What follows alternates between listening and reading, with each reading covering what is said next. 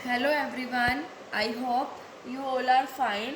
आज हम 11th business studies के अंदर हमारा नेक्स्ट टॉपिक करेंगे जो कि है स्टैट्यूटरी या फिर पब्लिक कॉरपोरेशंस। ठीक है, आज हम ये टॉपिक जो है वो हमारा स्टार्ट करेंगे।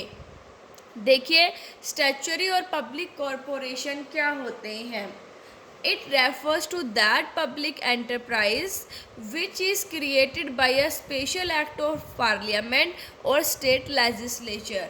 देखिए, जो स्टैट्यूटरी और पब्लिक कॉरपोरेशंस हैं ये वो पब्लिक एंटरप्राइजेज होते हैं जो कि पार्लियामेंट के एक स्पेशल एक्ट द्वारा क्रिएट किए जाते हैं या फिर जो स्टेट लेजिस्लेचर होता है उसके एक स्पेशल एक्ट के द्वारा क्रिएट किए जाते हैं। मतलब इनके लिए एक स्पेशल एक्ट पास किया जाता है तभी ये कॉरपोरेशंस जो हैं वो क्रिएट किए जाते हैं।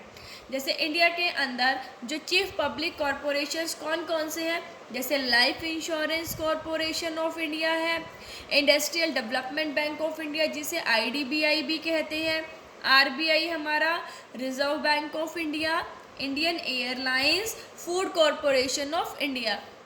ये जो है ये चीफ पब्लिक कॉरपोरेशंस है इंडिया के। ठीक है, सो स्टैट्यूटरी या पब्लिक कॉरपोरेशंस वो पब्लिक एंटरप्राइजेज होते हैं जिसे पार्लियामेंट के या स्टेट लेजिस्लेचर के एक स्पेशल एक्ट द्वारा क्रिएट किया जाता है।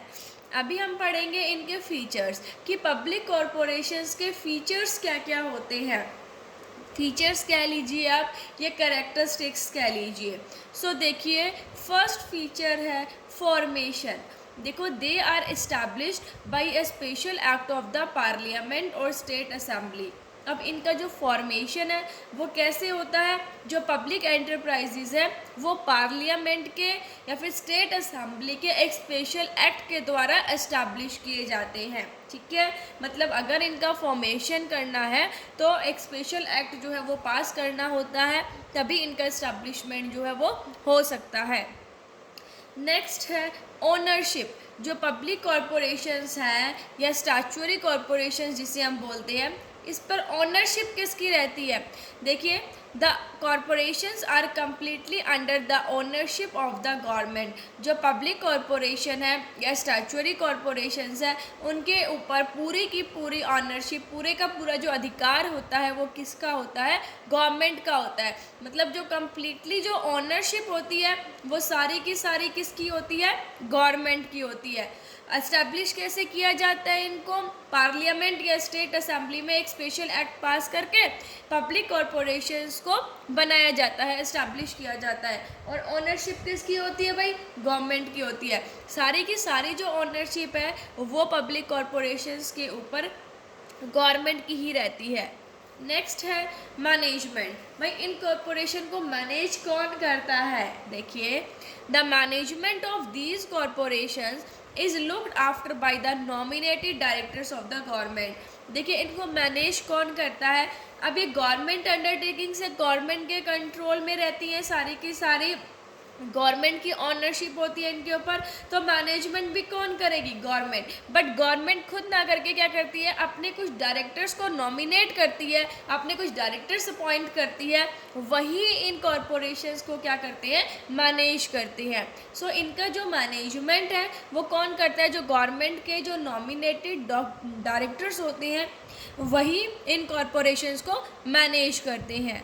नेक्स्ट है, अब फाइनेंसिंग कहाँ से होती है इनकी। देखिए, their complete financing is done by the government. सारी की सारी जो फाइनेंसिंग है, जो पैसे की नीड होती है वो कौन प्रोवाइड करता है, गवर्नमेंट प्रोवाइड करती है।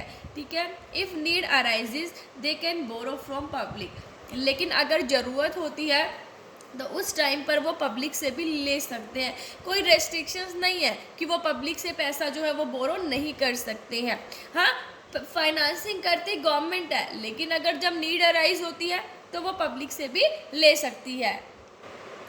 नेक्स्ट देखिए, नेक्स्ट इसका फीचर है अपॉइंटमेंट्स, कि इन कॉरपोरेशन के अंदर जो अपॉइंटमेंट्स है वो कौन करता है, एम्प्लॉयज़ की। देखिए, corporations have their own rules regarding the appointment and remuneration of the employees. देखिए, एम्प्लॉयज़ के अपॉइंटमेंट से रिलेटेड और उनके रेम्यूनरेशन से रिलेटेड इन कॉरपोरेशन के अपने रूल्स होते हैं, ठीक है। और ये जो सर्विस कंडीशंस हैं इनको बोर्ड ऑफ डायरेक्टर के द्वारा फिक्स किया जाता है। नेक्स्ट है सेपरेट लीगल एंटिटी। देखिए इनकी सेपरेट लीगल एंटिटी होती है, इनकी एग्जिस्टेंस जो है वो अलग होती है। It means they can purchase property of their own, वो खुद से प्रॉपर्टी परचेज कर सकते हैं, मतलब खुद के नाम पे जो है, ठीक है, प्रॉपर्टी परचेज कर सकते हैं। वो अदर पार्टीज़ के साथ कॉन्ट्रैक्ट भी कर सकते हैं, दूसरों को शू भी कर सकते हैं, ठीक है, केस भी लड़ सकते हैं दूसरों के खिलाफ और उनके ऊपर भी लड़ा जा सकता है। सो सेपरेट लीगल एंटिटी होती है इसके अंदर, ये नहीं कि दोनों मेंबर्स और जो फर्म है, ठीक है, वो दोनों एक है, दोनों की अलग अलग एंटिटी होती है, सेपरेट लीगल एंटिटी इसके अंदर होती है। नेक्स्ट है एडमिनिस्ट्रेटिव ऑटोनॉमी रहती है, मतलब जो पब्लिक इंटरफेरेंस है वो बिल्कुल भी इन कॉरपोरेशंस के अंदर नहीं रहता। They are free to utilize those powers which they get through an act of the parliament और ए स्टेट लेजिस्लेचर। ये बिल्कुल फ्री होते हैं अपने पावर्स को यूटिलाइज करने के लिए, जो पावर्स इन्हें स्टेट लेजिस्लेचर या पार्लियामेंट के एक्ट के थ्रू जो मिली है ना, उस पावर्स को यूटिलाइज करने के लिए ये बिल्कुल फ्री होते हैं। इसके अंदर कोई पॉलिटिकल जो इंटरफेरेंस है वो नहीं होता है, ठीक है।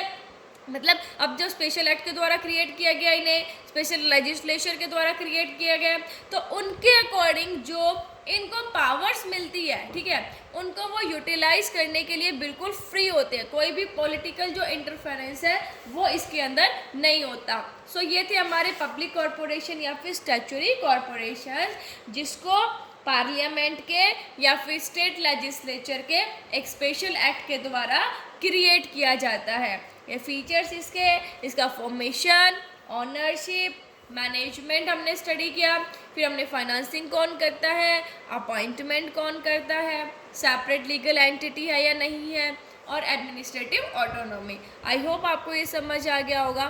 Thank you, stay safe, stay home.